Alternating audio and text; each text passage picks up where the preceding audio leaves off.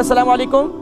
السلام علیکم۔ وعلیکم السلام ورحمۃ اللہ۔ جی میری کون بہن؟ ماشاء اللہ پروگرام بہت اچھا ہے، جزاکم اللہ خیر۔ جی میری کون بہن؟ بیٹا میں جس بھائی سے بول رہی ہوں، Mrs Khan.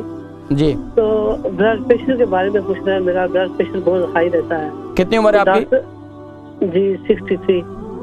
Blood pressure high رہتا ہے؟ بہت ہائی رہتا ہے۔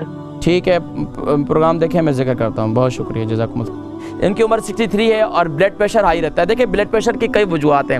اگر بلڈ پریشر وجوہات کی طرف جاؤں گا تو بہت آگے نکل جاؤں گا، حل کی طرف آتا ہوں۔ بلڈ پریشر کا حل یہی ہے، دار چینی کا اور انجیر کا کعوہ بنائیں۔ دار چینی ڈال دیں اور اس میں جو ہے انجیر ڈال دیں، دو، اس کو ابالیں اچھی طریقے سے، یعنی کہ 3 کپ پانی ڈالیں اور 1 کپ پانی رہ جائے، اس کو اچھی طرح ابال کے اب اس سے جو ہے اس میں اس کو پئیں، انشاءاللہ ٹھیک ہو جائے گا۔